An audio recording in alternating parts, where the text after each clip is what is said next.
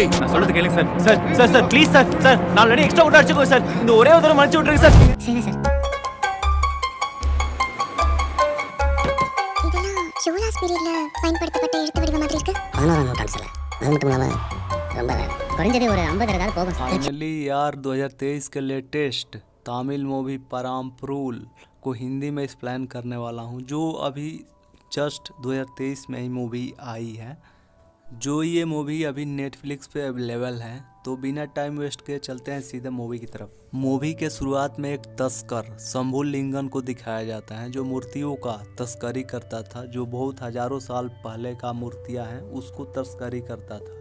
यहाँ पे दिखाया जाता है कि शंभू लिंगन एक बूढ़े किसान से एक मूर्ति लेता है, जो हजारों साल पुरानी मूर्ति थी और उस बूढ़े व्यक्ति को मिला था खेतों की खुदाई करने में, जो इसको शंभू लिंगन को बेचना चाहता था। लेकिन शंभू लिंगन जो होता है वो कपटी होता है। यहाँ बूढ़े व्यक्ति को धोखे से मारकर और यहाँ से मूर्ति लेकर बगैर पैसे दिए चले जाता है।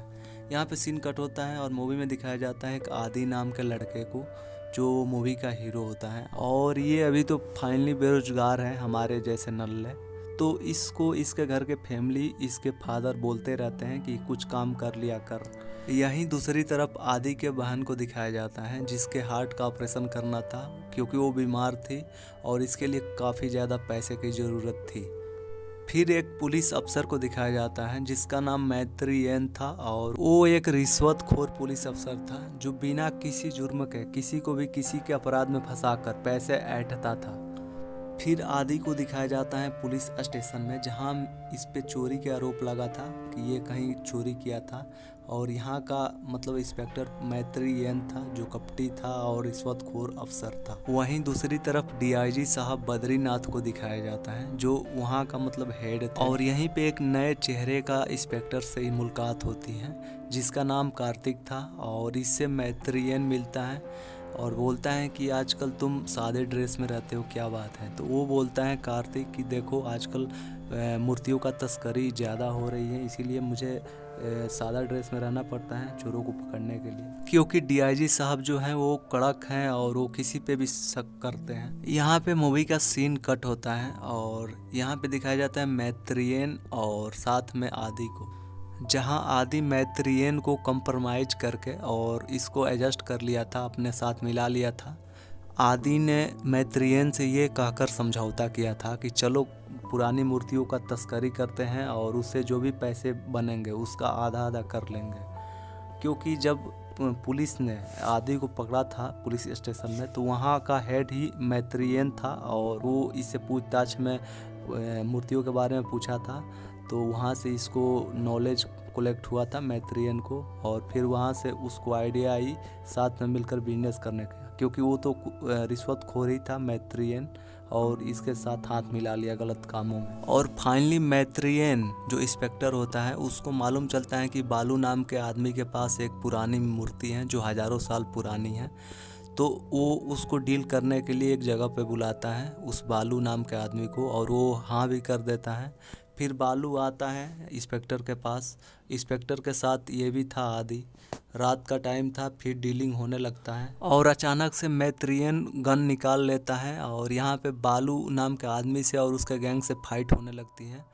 और फिर फाइट होने के बाद यहाँ से वो भाग जाते हैं मूर्ति छोड़कर। बालू मतलब जो बालू मूर्ति लाया था डील के लिए, वो छोड़कर यहीं पे भाग जाता है और मैत्रियन को आसानी से बिना पैसे के वो पुरानी मूर्ति हाथ लग जाती है।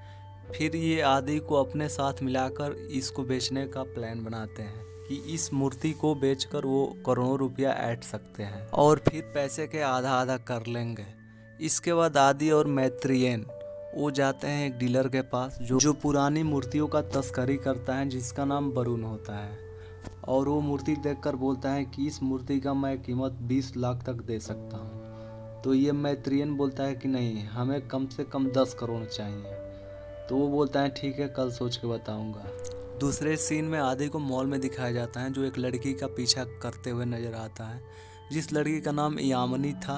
और आदि उससे बोलता है कि वो एक प्रोजेक्ट शुरू किया है जिसमें उसका साथ चाहिए, मतलब वो बिजनेस कर रहा है, तो क्या वो साथ देगी, उसको डील ये पसंद है। तो वो लड़की मना कर देती है, जिसका नाम यामिनी होता है। फिर आधी रात को मैत्रियन और आदि दोनों गाड़ी में आ रहे थे, तभी बालू और उसके आदमी आगे से घेर लेते हैं और वो अपने मूर्ति लेना चाहते हैं जो मैत्रियन धोखे से उनसे ले लिया था डील के बदले, और मैत्रियन ने पैसा भी नहीं दिया था उनको मूर्ति के बदले। तो यहाँ पे फाइट होती है उसी के लिए, और फिर इस फाइट में वो पुरानी मूर्ति टूट जाती है और वहाँ से वो बालू भाग जाते हैं क्योंकि वो टूट चुकी थी मूर्ति, किसी काम की नहीं थी, तो वहाँ ही छोड़कर उस मूर्ति को भाग जाते हैं।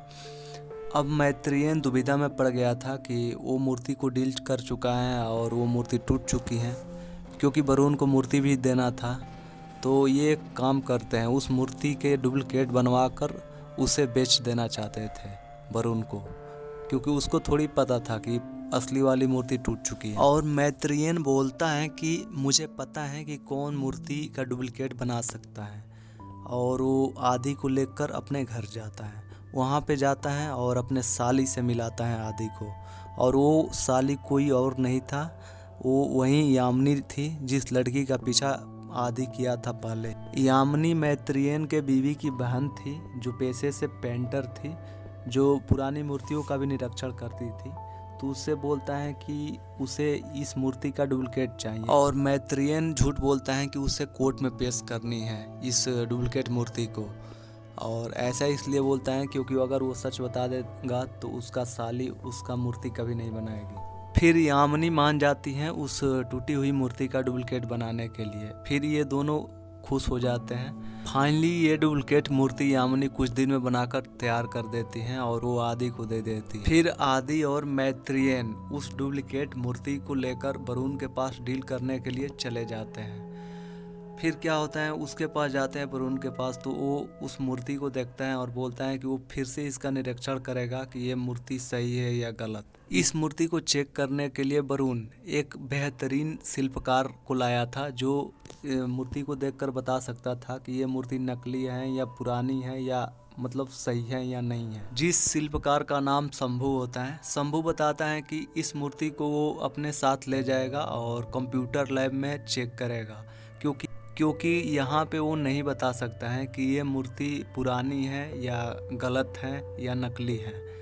तो इसके लिए वरुण मान जाता है। फिर वहाँ से ये दोनों कल्टी मार लेते हैं, आदि और मैत्रियन। रास्ते में मैत्रियन आदि से बोलता है कि हमें कुछ करना चाहिए, क्योंकि वो जो शिल्पकार हैं शंभू, वो तो पकड़ लेगा कि ये मूर्ति नकली है। तो उसको ये सच ना बोले वरुण से और उनकी डील पक्की हो जाए, इसके लिए उसको घूस देना होगा ताकि उसका मुंह बंद हो जाए। तो इसके लिए वो शंभू के घर जाते हैं, आदि और मैत्रियन। फिर वो शंभू जो बूढ़ा आदमी होता है उसके पास जाते हैं और बोलते हैं कि देखो, तुम वरुण को ये मत बताना कि ये मूर्ति नकली है, क्योंकि अगर वरुण जान जाएगा कि ये मूर्ति नकली है तो वो हम लोग को 1 रुपया भी नहीं देगा। लेकिन ये बूढ़ा आदमी शंभू जो होता है वो मना करता है। वो बोलता है कि नहीं, वो ऐसा नहीं करेगा, वो वरुण से धोखा नहीं कर सकता, क्योंकि शंभू बताता है कि आज से 10 साल पहले एक गलत केस में वो पड़ गया था, जिसमें गलत बयान देने से उसका सारा प्रॉपर्टी धन उसके हाथ से चला गया और एक बेईमान आदमी ने उसका पूरा प्रॉपर्टी हड़प लिया था। फिर इस शिल्पकार शंभू को आदि जैसे तैसे मनाता है और बोलता है कि उसे 50 लाख देंगे अगर वो झूठ बोलेगा वरुण से। तो ये बूढ़े आदमी जो होता है शिल्पकार, वो बोलता है कि नहीं, इसको 1.5 करोड़ रुपया चाहिए पूरे, तब जाके वो झूठ बोलेगा और बोलेगा कि ये मूर्ति असली है, ऐसा वो वरुण से बोलेगा।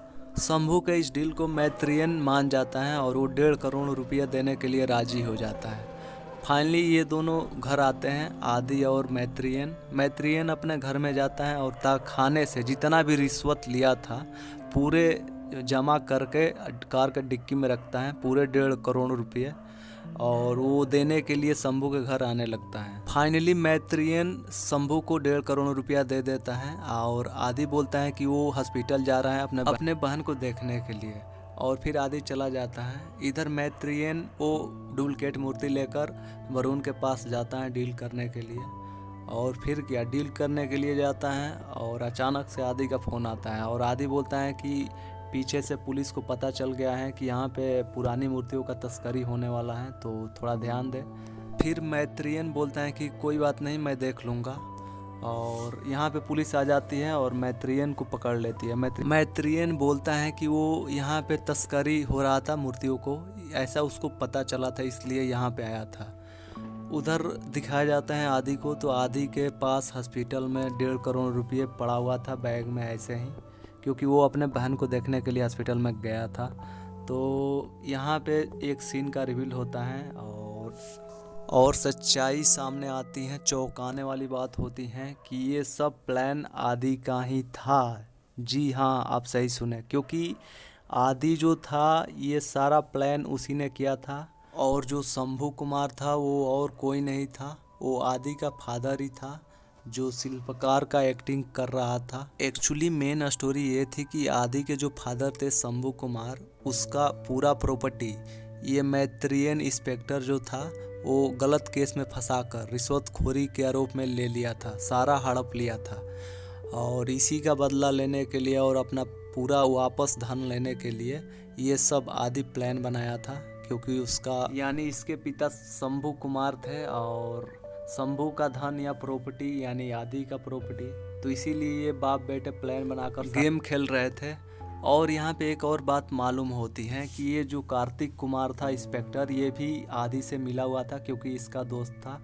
और ये जो बालू था ये भी आदि का एक प्लान का हिस्सा ही था, और आदि से पहले से ही बोल कर रखा था कि वो एक इस पुरानी मूर्ति का डुप्लीकेट बनाकर इंस्पेक्टर मैत्रेयन से डीलिंग करने के लिए जाए और उसको वहीं पे मूर्ति छोड़ दे।